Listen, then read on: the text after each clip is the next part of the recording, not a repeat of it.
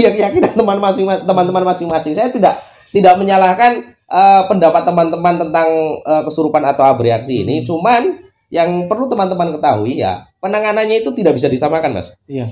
Nah, ini bicara sama penanganan. Penanganan antara keduanya setelah itu pun salah satu ustadz di situ sampai nyamperin kita, tanya kok bisa secepat itu mengobati orang kesurupan seperti itu, dan akhirnya kita berikan edukasi ya. itu bahwa kejadian seperti ini tidak semua itu murni jin kan. Assalamualaikum warahmatullahi wabarakatuh. Ya, ketemu lagi di channelnya Ginu Samudra. Ya, baiklah teman-teman, di video kali ini masih seperti biasa, masih membahas tentang dunia hipnosis. Nah, tapi di video kali ini khusus spesial, ada yang lain lah di video kita kali ini, karena saya mendatangkan seorang narasumber yang tentunya teman-teman yang menyaksikan video ini ataupun subscribernya Ginu Samudra sudah nggak asing lagi juga dengan orang yang di samping saya ini. Nah, daripada saya mengenalkan diri, langsung saja dari beliau memperkenalkan diri. Silakan, Mas.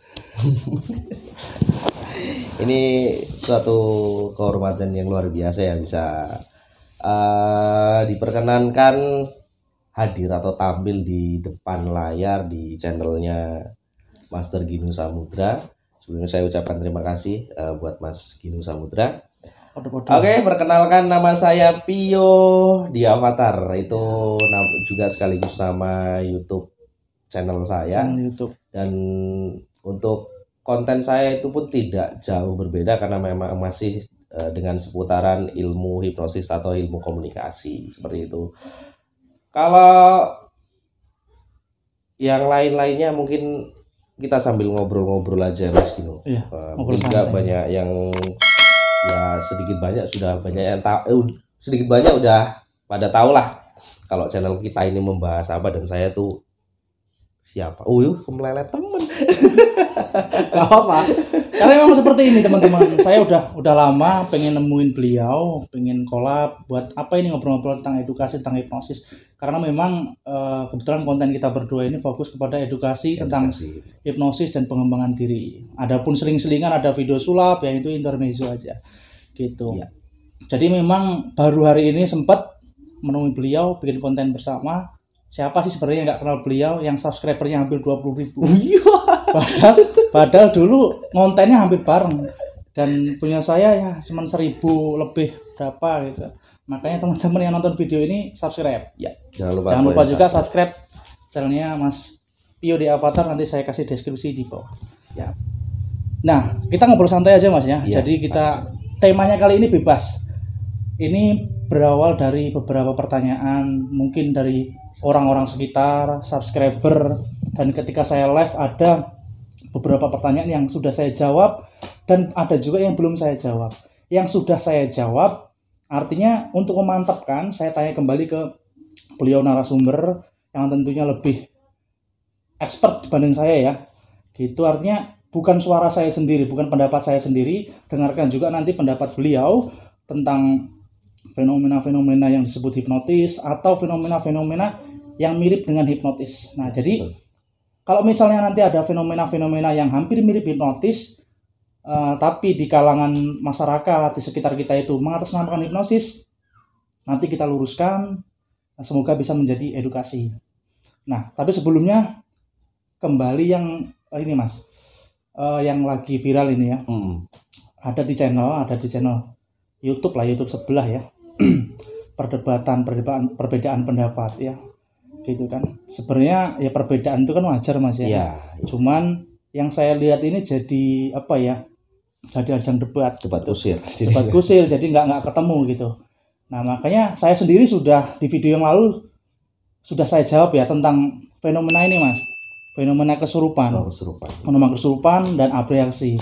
Nah, itu sebenarnya sama apa enggak gitu kan, apa sebenarnya orang kesurupan itu ada apa enggak gitu kan. Di video saya sudah saya jawab, namun untuk referensi teman-teman sekalian nanti bisa Mas Pio juga nanti bantu jawab, semoga jadi referensi dan edukasi buat teman-teman sekalian dimanapun teman-teman berada, karena seperti itu. Nah, sebelum saya tanya gini Mas Pio, kalau di ilmu yang kita pelajari, kesurupan kan sering kita bilang kita bahasakan dengan bahasa abreaksi ya, betul. Gitu Mas ya. Saya tanya Mas Pio, abreaksi sama kesurupan itu sebenarnya sama atau enggak sih Mas? Kalau misalnya sama, pengertiannya itu apa gitu? Abreaksi pengertiannya apa? Kalau misalnya beda, artinya keduanya punya pengertian yang berbeda. Ya. Gitu. Kira-kira bisa dibagi ke teman-teman untuk membuka pertanyaan yang pertama ya, untuk saling edukasi. Boleh Mas Pio dijawab gitu. Ini dari abreaksi dulu apa kesurupan dulu? Terserah. Mana? Jadi ini saya akan mencoba untuk menjawab ya, untuk teman-teman ini saya menjawab apa yang saya ketahui dan apa yang terjadi di channel sebelah Mas Gino seperti yang dibahas Mas Gino itu sebenarnya semuanya benar gitu loh, semuanya benar, semuanya boleh berpendapat dengan pengetahuannya masing-masing. Jadi tidak usah dipermasalahkan terlalu dalam dan akhirnya jadi pertikaian kan seperti itu. Kalau menurut saya sendiri fenomena abreaksi dan kesurupan ini sama tapi berbeda. Sama tapi berbeda. Sama ya? Tapi berbeda. Oke, menarik. Kalau kita pandang dari sudut pandang kita orang awam ya, betul. Abreaksi dengan kesurupan itu sama. Tapi ketika dari sudut pandang orang-orang yang memiliki suatu ilmu, atau ilmu itu hipnotis atau ilmu kebatinan, itu pasti akan berbeda.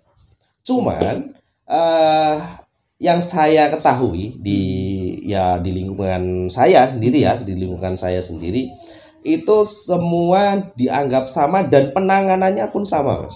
Oh, seperti itu. Gitu. Karena memang abreaksi ya maksudnya ketika orang mengalami abreaksi itu serupa dengan kesurupan, reaksinya itu yang teriak-teriak segala macam. Nah, ini saya jelaskan dulu ya sedikit tentang abreaksi. Abreaksi sendiri teman-teman, kalau di ilmu hipnosis itu adalah amarah yang tertahan begitu lama dan ada pemicu di waktu itu, akhirnya muntah, Mas. Dan itu biasanya bisa terjadi dalam keadaan orang itu rileks.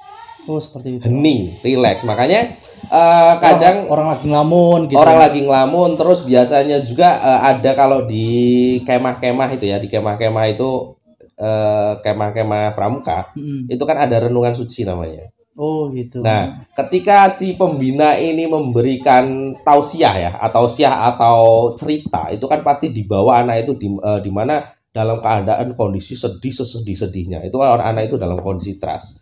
Nah, dalam kondisi seperti itu, mereka tidak bisa mengontrol batinnya sendiri. Nah, rata-rata teman-teman yang mengalami abreaksi ini rata-rata orangnya orang yang introvert. Yang menutup diri. Nah, sekarang kenapa bisa terjadi kepada orang-orang yang sering menutup diri, Mas Gino ya? Itu karena logikanya seperti ini. Ketika orang yang menutup dirinya, lebih tertutup, jarang cerita tentang masalahnya, itu pasti banyak sesuatu hal yang terpendam. Iya, betul.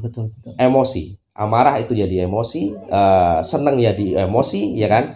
Nah, di situ kebanyakan ketika orang introvert, ketika dia tidak suka sesuatu, dia nggak berani ngomong. Suka sesuatu pun dia tidak berani ngomong. Jadi ditahan dirinya sendiri kan. Nah, itu waktu ketika dalam kondisi otaknya dia otak sadar, itu masih bisa menahan. Tapi ketika dia gelombangnya sudah turun di alfa theta, itu akan muntah, Mas. Logikanya saya nih orangnya introvert nih. Mas Gino pukul sekali. Saya diam, tapi dalam batin saya itu marah. Cuman saya nggak berani meluapkan. Berarti saya tahan nih, gitu. Marah saya segitu. Mas Gino besok pukul saya lagi, saya tahan lagi, 2 kali, ya. Dan di kehidupan itu kan berkali-kali dia disakiti orang tidak berani meluapkan. Akhirnya ada satu pemicu dalam kondisi otaknya dia lagi trust, ada pemicunya. Akhirnya yang beratus-ratus keamarah itu meluap. Jadi reaksinya seperti ini. Kalau itu 100 kali, jadinya seperti apa? Keluar jadinya gitu ya, seperti kesurupan. Nah, dan orang-orang seperti ini teman-teman, kalau seumpamanya penanganannya disamakan dengan orang yang kesurupan, itu tidak akan berhasil, Mas. Oh gitu. Ya, supaya dibacakan. Kan pernah dengar nggak? Yang pertama tadi, saya sekat dulu Mas ya. Jadi yang pertama itu tadi pengertian dari abreaksi sendiri. Abreaksi. Nah, ini untuk yang kesurupan. Ini yang kalau yang kesurupan, kalau saya bukan orang yang tidak percaya dengan kesurupan ya Mas. Ya nanti berarti saya jelaskan dulu, nanti berarti penanganannya baru ke penanganannya. Kalau kesurupan sendiri menurut saya teman-teman, saya bukan orang yang tidak percaya dengan kesurupan. Saya bukan orang yang tidak percaya dengan gaib karena Tuhan saya pun gaib gitu. Tuhan kita gaib. Nah, tapi yang saya bilang di awal tadi, antara abreaksi dan kesurupan itu serupa tapi tak sama. Reaksinya sama teman-teman. Tapi yang menyebabkan itu berbeda. Kalau yang di kesurupan ini murni ada faktor X-nya. Faktor X. Tapi itu dari 100 orang mengalami yang dianggap orang itu kesurupan, itu satu yang benar-benar kesurupan. Satu. Dari 100 ya, dari 100 teman-teman, dari 100. Jadi skalanya besar sekali. Berarti artinya yang 99% itu abreaksi. Abreaksi. Ke ini ya, kondisi hipnosis ya, atau kondisi psikologinya itu tadi ya. Kondisi psikologi. Nah, ke kondisi kesurupan ini, kalau saya yang percaya kalau itu memang benar-benar kesurupan, itu terjadi ketika tidak ada keramaian. Oh iya. Tempat sunyi, tidak ada orang yang memperhatikan. Kalau orang tersebut terjadi fenomena yang seperti itu, teriak-teriak, mengaku bangsa lain, itu bisa ya 95% dipercaya kalau itu kesurupan. Itu karena kalau orang abreaksi itu rata-rata hanya ingin diperhatikan, Mas. Oh, seperti itu abreaksi ya. Abreaksi. Tapi kalau seumpamanya orang itu mengalami hal tersebut di tempat sepi yang tidak ada orang sama sekali, ibaratnya ya cuma 1-2 orang itu, dan mengalami yang kemarahan atau menangis yang berlebihan, itu bisa kita vonis itu pun tidak 100% ya. 95% itu pasti kesurupan. Ya. Artinya Mas Pio di sini ada faktor percaya kalau misalnya ada faktor X yang bisa menguasai diri manusia, yang mempengaruhi gerak, suara dan sebagainya. Percaya. Saya mau percaya itu, tapi saya tidak terlalu meyakini. Nah, seperti itu. Itu sepengetahuan saya ya teman-teman. Karena mungkin Mas Gino sudah pernah saya ceritakan ya. Sebelum saya mempelajari ilmu hipnosis ini juga saya mempelajari ilmu yang mistik dulu. Kan saya pernah cerita seperti itu. Iya, betul. Dan perjalanannya itu ya sama sebenarnya gitu. Tergantung keyakinan teman-teman masing-masing. Saya tidak menyalahkan pendapat teman-teman tentang kesurupan atau abreaksi ini. Cuman yang perlu teman-teman ketahui ya, penanganannya itu tidak bisa disamakan, Mas. Iya. Nah, ini bicara sama penanganan. Ya. Penanganan antara keduanya itu, Mas, gimana? Nah, ini saya cerita dulu, teman-teman. Jadi saya itu mengalami atau melihat orang yang ya bisa dikatakan kesurupan itu ya, kata orang itu kesurupan. Itu berkali-kali, berulang-ulang kali. Bahkan ya mungkin kalau 100 belum, tapi ya mendekati 100 itu. Dan itu belum ada yang saya anggap itu kesurupan, Mas. Itu yang saya yakini itu ya abreaksi. Padahal waktu itu saya belum mempelajari ilmu hipnosis. Tidak jauh. Saya tidak ngomongin orang, tapi ngomongin keluarga saya. Jadi salah satu keluarga saya itu ada yang kabarnya kesurupan, Mas, waktu itu. Iya. Kabarnya kesurupan mendekati waktu maghrib, dan kebetulan waktu itu saya masih berpakaian mau ke masjid. Jadi pakai sarung, pakai koko. Saya samperin ke situ. Udah banyak dikelilingin orang, dikerumunin orang, rame, geger lah pokoknya. Saya lihat dia kalau ditanya ngakunya nenek siapa, nenek gayung atau nenek siapa, atau nenek lampir gitu, punya kekuatan segala macam. Tak suruh ngelepasin semua, itu dipegang orang banyak, teman. Tak suruh ngelepasin semua. Tapi saya nggak yakin kalau orang itu kesurupan beneran. Saya pencet jempol ya, Mas. Jempol tangan, jempol kaki. Saya pencet jempol kaki, dia tuh agak ada respon sakit. Nah, berarti saya mikirnya di sini ini nggak kesurupan. Nah, cara menanganinya kalau untuk orang-orang yang bereaksi seperti itu, teman-teman, sangat-sangatlah mudah. Bikin dia malu. Begitu. Biasanya waktu itu gimana, Mas? Jadi kan orang abreaksi hanya ingin diperhatikan nih. Betul. Pengen diperhatikan, pengen. Nah, kalau dia diperlakukan dengan cara yang spesial, seumpamanya sekarang dia mengalami abreaksi, kita gotong, kita udah, maksudnya diperlakukan dengan baik, besok akan kumat lagi seperti itu. Karena memang orang-orang seperti itu pengen selalu diperhatikan. Jadi ada efek. Nggak ada efek gitu. Jera ya. Kalau kasih mereka efek jera. Contohnya seperti ini. Ketika waktu itu saya tahu ini bukan kesurupan, setelah saya pencet jempolnya itu, saya bilang, udah sekarang gini aja. Kalau memang nggak bisa sembuh, karena di situ ada kiai juga ya, udah dibacain segala macam. Itu bukan salah doanya sebenarnya, salah penanganannya, bukan untuk orang yang bereaksi. Kalau doa-doa itu ya. Nah, jadi saya bilang, udah nggak usah diperlakukan, nggak usah dipegangin, nggak usah diurusin. Sekarang kalau nggak sembuh, kita telanjangi, kan perempuan itu, kebetulan itu perempuan. Kita telanjangi, kita cemplungin di comberan. Saya selesai ngomong, teman-teman langsung sembuh.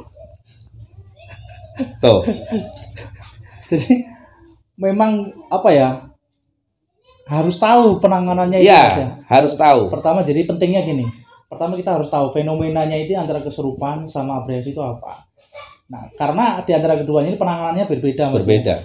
Nah, jangan sampai orang yang abreaksi atau gangguan psikologi itu kita perlakukan seperti halnya kita mengusir jin. Ya. Apa kita bacakan ruqyah dan sebagainya. Itu ya nihil gitu, Mas ya. Karena kan banyak cerita ya, banyak cerita yang masuk ke saya. Mas, kemarin tuh ada orang kesurupan, ada orang di ruqyah, ketika dibacain ayat itu malah ketawa. Itu bukan salah di ayatnya, tapi memang kondisi orang tersebut itu gitu loh. Kondisinya itu dalam kondisi emang dia kondisi trust.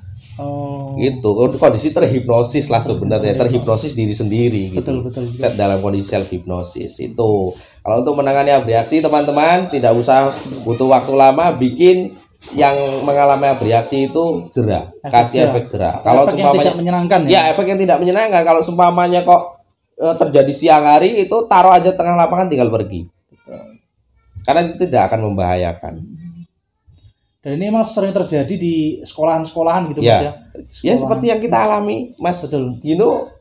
Kita ngalami sendiri ya. Waktu ini ya, hipnomotivasi massal, bahkan setelah itu pun salah satu ustadz di situ sampai nyamperin kita, tanya kok bisa secepat itu mengobati orang kesurupan seperti itu, dan akhirnya kita berikan edukasi gitu bahwa kejadian seperti ini tidak semua itu murni jin kan gitu ya itu. Nah, kalau untuk kesurupan sendiri ya menangani ya kita dengan doa-doa, kita yakini saja, karena Allah juga Tuhan kita ya, Tuhan kita atau setiap agama itu kan pasti mempercayai hal-hal gaib gitu. Dan ya kita pakai bacaan tertentu yang kita yakini gitu. Itu pasti akan pergi kok. Gitu. Yang diajarkan agamanya. Dan biasanya kalau kesurupan itu sifatnya akan membahayakan. Membahayakan yang dirasuki. Oh iya. Karena biasanya dia mau nyekek dirinya sendiri gitu. Itu kalau kesurupan, itu kebanyakan pasti membahayakan dirinya. Yang diri yang dirasuki itu. Artinya ada ini ya, campur tangan faktor X. Ada faktor X itu, tapi itu sangat jarang sekali, teman. Sangat jarang sekali. Makanya jangan tertipu lah dengan fenomena-fenomena seperti itu. Jadi orang bereaksi dibawa ke ini ustadz ini, maaf ya, ustadz ini kok nggak mempan, jangan salahin ustadznya.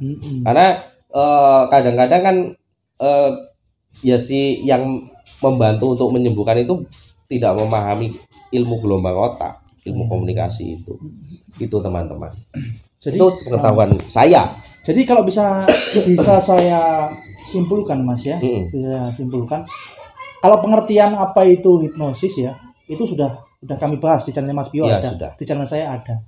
Artinya kita kembali ke manfaatnya hipnosis. Artinya kalau kita melihat kasus ini, semua orang, Mas ya, berarti semua orang itu apa ya, seperti wajib lah ya, minimal harus tahu